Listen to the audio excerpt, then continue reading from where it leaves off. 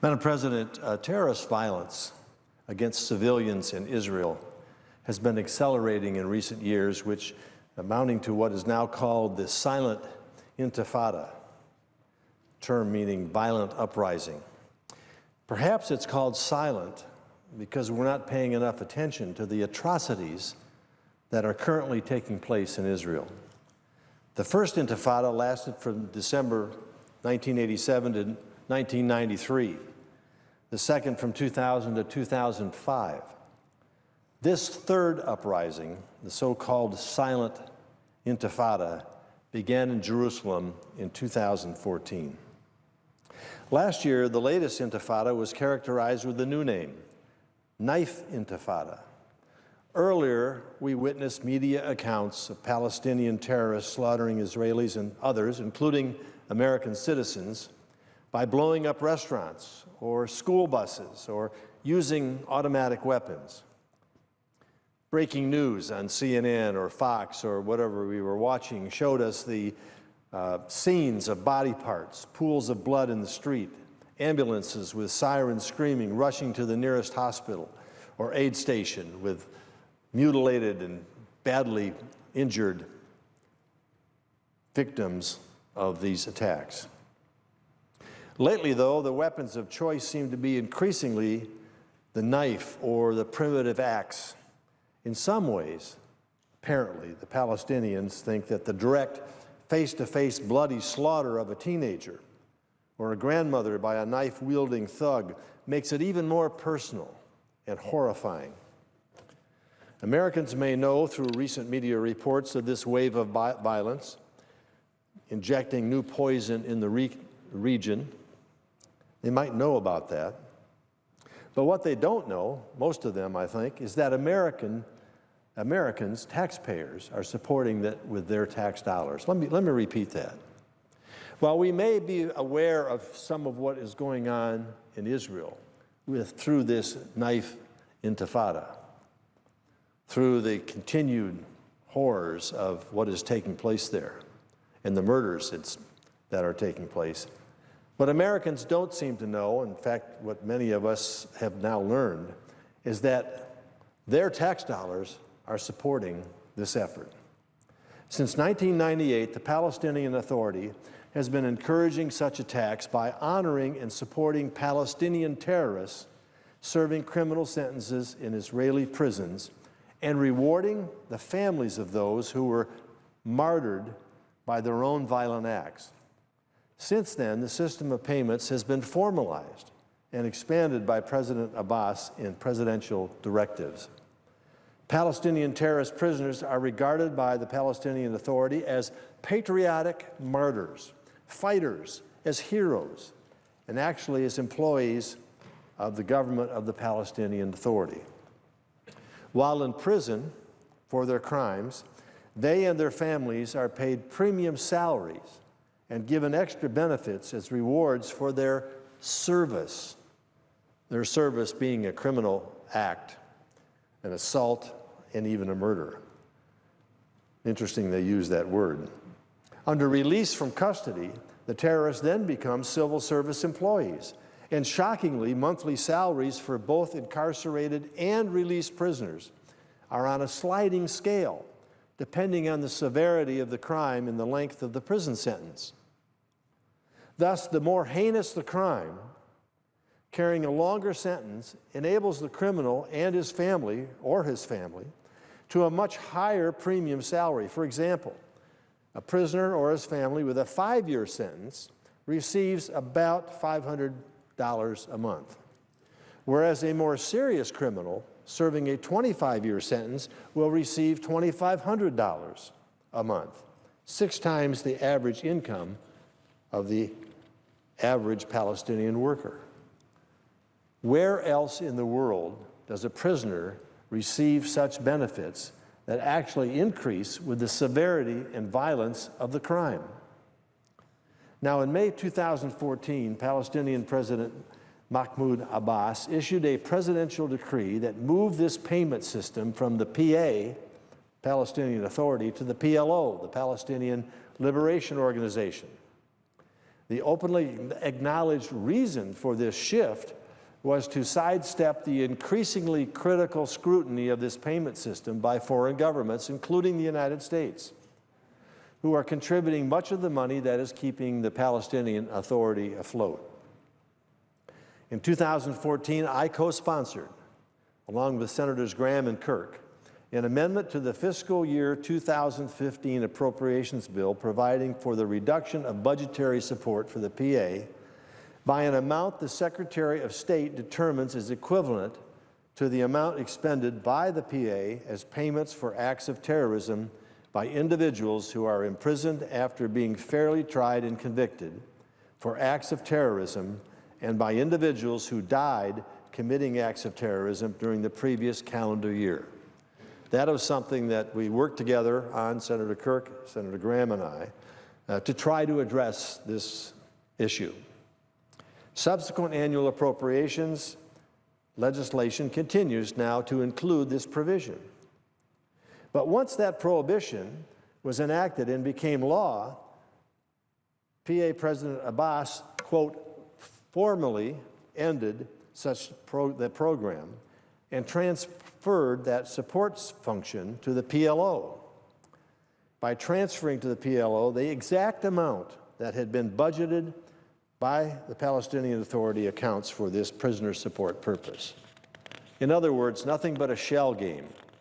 Oh, we're getting a lot of criticism about providing support to these so-called martyrs, to these criminals that have been convicted in Israeli courts.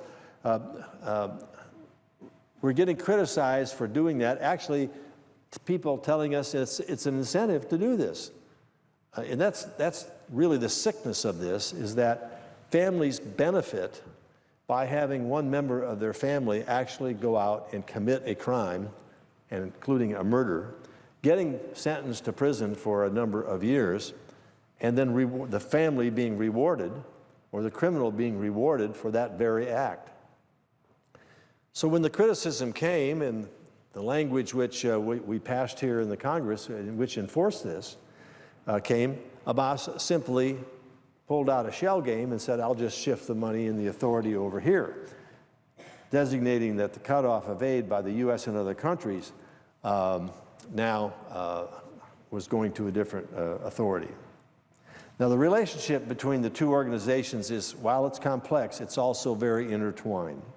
While the PLO claims it is an independent body, the PA receives its legitimacy and mandate from the PLO and agreements with Israel.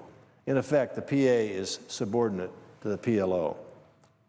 I am speaking today on the Senate floor because I've become increasingly concerned that this payments issue is not receiving the public attention and criticism that it deserves. People thinking that, well, we've solved the problem through the language which we passed a couple of years ago. But now discovering that simply a shell game was in play, and that money is simply fungible and then shifted over to another function under the PA called the PLO that is then now distributing the money to the families. It appears that some pro-Israel organizations may be hesitant to bring more pressure on a financially weak and dependent PA, believing that it would deprive Abbas of what little remains of his authority and status as a negotiating partner, thus making a negotiated settlement with Israel less likely. And it also appears that some Israeli officials have been reluctant to support the cutoff of aid to the PA, presumably to preserve the PA's stability as a West Bank security provider. Our administration, the United States administration, is similarly not eager to enforce this issue. The Department of State's Bureau for Counterterrorism said in a report last month that this payment system was, and I quote, an effort to reintegrate released prisoners into society and prevent recruitment by hostile political factions. There is nothing in the PA presidential directives establishing this system that justifies such an absurdly positive view of its purposes. The U.S. government should not see this payments program in such a positive light at all. nor does the Palestinian Authority deserve immunity because of its fragility. These payments provide rewards and motivations for brutal terrorists, plain and simple. To provide U.S. taxpayer money to Abbas and his government so that they can treat terrorists as heroes or glorious martyrs is morally unacceptable. To tolerate such an outrage because of concern for Abbas's political future or preserving the PA's security role for Israel amounts to self-imposed extortion. If the PA's fragile financial condition requires U.S. assistance, then it is their policy, not ours, that must change. Let me be more specific as to why we need to take immediate steps, immediate action to stop the use of U.S. taxpayer dollars to reward the PLO for its barbaric acts. Since 2014, there have been at least 45 terrorist attacks in Israel, killing 85 people, including Americans.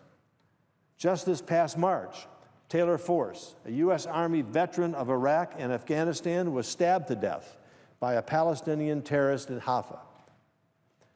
Taylor was a graduate of the U.S. Military Academy, and as a former U.S. military officer, he was buried with full honors. His attacker, was killed by the Israeli police. This terrorist then received the honors of his own community in a burial ceremony that glorified him as a martyr, the highest religious achievement in Islam. The official Palestinian Authority spokesman said the celebration funeral was, and I quote, a national wedding befitting of martyrs, a reference to the Islamic belief that a martyr marries 72 dark-eyed virgins in paradise.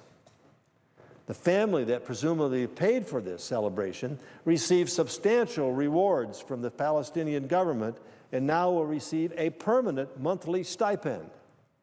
Some of that money is paid into the U.S. Treasury by American taxpayers, transferred to the PLO, to the Palestinian Authority, which is then shell moved over to the PLO and then provided as a reward for killing an American soldier. I, for one, and I'm sure I am speaking for the American taxpayer, I am not interested in paying for a martyr's funeral or his so-called wedding. I'm also not interested in paying for what amounts to civil servant salaries for the two terrorists who shot to death four Israelis this past June in Tel Aviv, or the two Palestinian boys who attacked customers in a supermarket in February, or the 16-year-old terrorist who stabbed to death an Israeli mother of 6 in her own kitchen last January. And I could go on with these atrocities and these murders. And to think that American taxpayer dollars are paying the families and the criminals who committed the crimes, they're being paid by our tax dollars. As I've said earlier, we need an immediate response to this outrage, and I'm ready to lead this effort. First, I intend to work with my colleagues, particularly Senator Graham and Senator Kirk, who are on the relevant committees and who had joined me years ago to try to put a stop to this. I want to work with them to end American financial support for incarcerated terrorists or the families of these so-called martyrs who have earned that status by the brutal slaying of Jewish citizens, including some Americans. We will identify the amount of money that flows to the PA, from the PA to the PLO for this purpose, and cut U.S. assistance by that amount at least. If that partial cutoff of U.S. aid is not sufficient to motivate the PA to end this immoral system of payments to terrorists, I will propose a complete suspension of any financial assistance to the Palestinian Authority until their policy is changed. I'm aware that suspending assistance to the Palestinians will have other consequences that we and Israel will have to address, but I believe the pressure that we and other like-minded governments could apply and should apply in this manner will bring President Abbas and other Palestinian officials to their senses. Whether or not this will occur, the moral imperative is clear. Payments that reward and encourage terrorism must stop. We have a moral obligation to do all that we can, as soon as we can, to stop financing the murder of innocent Israelis and Israel's friends and supporters.